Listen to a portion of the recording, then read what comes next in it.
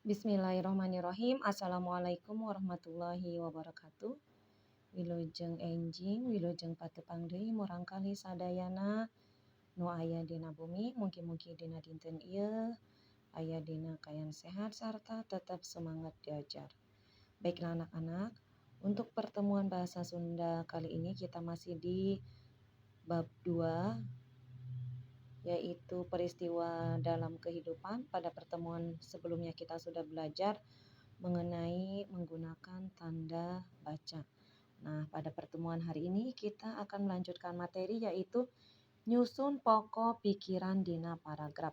Menyusun pokok pikiran pada paragraf.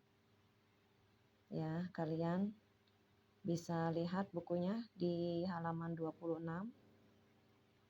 Langsung Ibu jelaskan. Dina bacaan teh sok aya paragraf. Pada bacaan suka ada paragraf atau sok disebut alinea. Jadi paragraf itu pada bacaan disebut juga alinea. Eusi dina saban paragraf teh nuduhkeun hiji pokok pikiran.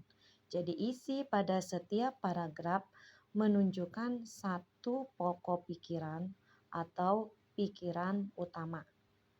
Lamun dina bacaan aya genep pikiran utama. Jadi kalau pada bacaan ada 6 pikiran utama, tangtuna ge eta bacaan teh bakal disusun jadi genep paragraf.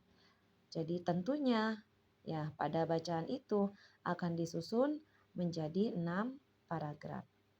Ngarah jentre supaya lebih jelas, ieu aya contoh karangan. Ada contoh karangan ngeunaan cara-cara nyieun langlayangan mengenai cara-cara membuat layang-layang anu disusun jadi genep paragraf, yang disusun menjadi 6 paragraf.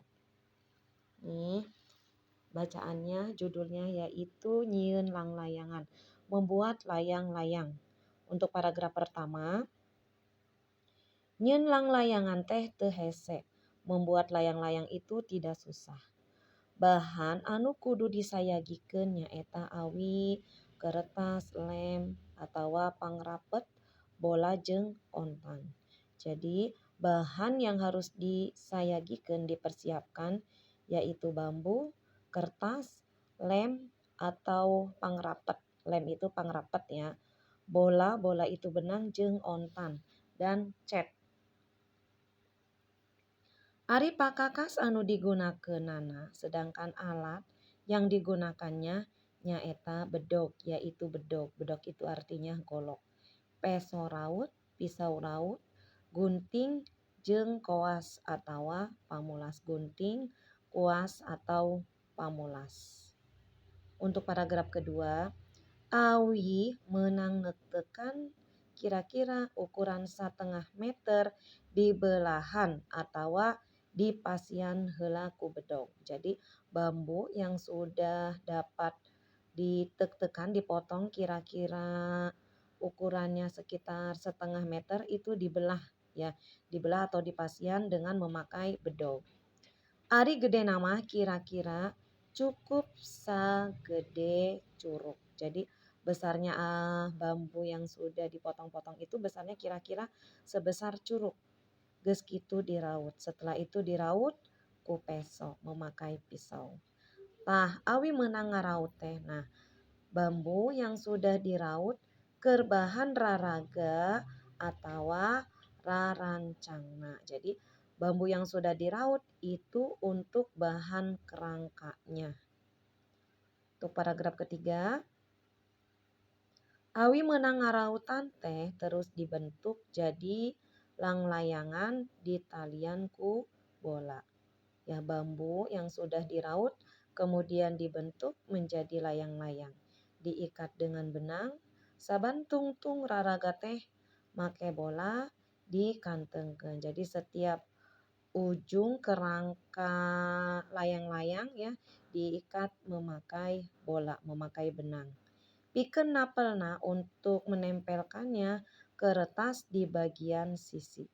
Ya, jadi di setiap ujungnya itu ya kerangka diikat memakai benang, kemudian ditempel dengan menggunakan kertas di bagian sisi, di bagian pinggir. Tah ayeuna mah raraga lang-layangan teh geus kaciri bentukna. Nah, sekarang raraga lang-layangan, kerangka layang-layang sudah terlihat bentuknya. Dilanjut lagi halaman 27. Paragraf keempat. Mun raraga geus jadi, urang terus ngaguntingan kertas. Jadi kalau kerangkanya sudah jadi, kita terus menggunting kertas. Anu rek dijieun lang-layangan. Kita menggunting kertas yang akan dibuat layang-layang. Ukuranana kudu dileuwihan saeutik. Jadi ukuran kertasnya harus dilebihkan sedikit. Sabab engke teh sisina kudu ditilepan. Karena nanti sisinya akan dilipat. Terus dirapet, kemudian akan dirapet itu dilem. Dirapetin dengan menggunakan lem. Geus kitu mah eta kertas meunang ngaguntingan teh, setelah itu kertas yang sudah digunting kari napelkeun kana raraga lang-layangan. Jadi kertas yang tadi sudah digunting tinggal ditempelkan ke kerangka layang-layang. Untuk nomor 5, paragraf 5, kertas dina saban sisina kertas di setiap pinggirnya kudu ditilepan, harus dilipat sina nutupan bola nu nganteng tea, sehingga menutupi benang yang mengikat kerangka layang-layang tadi. Terus dirapet, kemudian dirapet ya, di lem, maksudnya dirapet tuh di lem. Tah ayeuna mah lang-layangan teh geus hampir jadi. Nah, sekarang layang-layang sudah hampir jadi. Untuk yang paragraf terakhir, paragraf 6, tahap anu pangderina, tahap yang paling akhir nyaeta ngawangkongan atawa ngagambaran. Jadi tahap yang paling akhir adalah menggambar dengan menggunakan ontan, dengan menggunakan cat menang ninyuh ku cai yang sudah diberi air. Dipulaskeunana make koas lemes. Ya, diwarnainya menggunakan koas yang lemes. Ngarah hasilna rata, supaya hasilnya rata. Ari wangkong nama, sedangkan gambarnya ada yang disebut bondol, jarum, bala kacupat, solempang, palang, gaok, jeung kalong. Nah, dari tadi yang sudah Ibu jelaskan ya, mulai dari paragraf 1 sampai dengan paragraf 6 ya, terdapat pokok pikiran pada setiap masing-masing paragraf. Untuk pokok pikiran dari paragraf pertama yaitu nerangkeun bahan jeung pakakas pikeun nyieun lang-layangan. Jadi ini di yang paragraf pertama ini ya, pokok pikirannya adalah pikirannya ada di halaman 27, yaitu menerangkan bahan dan alat yang digunakan untuk membuat layang-layang. Untuk pokok pikiran kedua yaitu nerangkeun cara-cara melahan jeung ngaraut awi. Menerangkan cara-cara membelah dan meraut bambu pikeun nyieun lang-layangan untuk membuat layang-layang.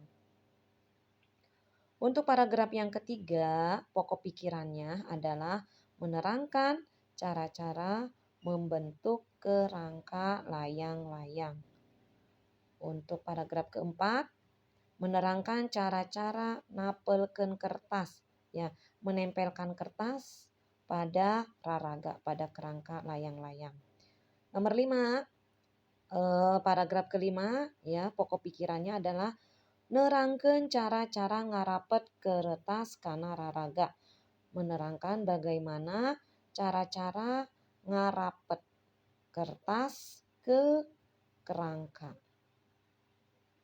Untuk paragraf yang terakhir menerangkan cara-cara molas lang-layangan.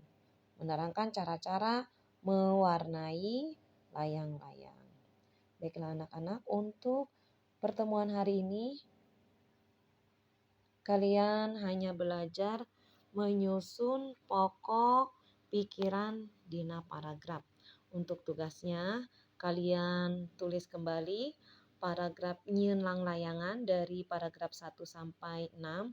Kemudian kalian tuliskan juga pokok pikirannya dari nomor 1 dari paragraf 1 sampai dengan paragraf 6. Ya, kalau sudah, buku bahasa Sundanya tidak perlu dikumpulkan karena pekan depan kita akan mengadakan penilaian tengah semester. Mungkin itu saja yang bisa Ibu sampaikan. Hatur nuhun. Wassalamualaikum warahmatullahi wabarakatuh.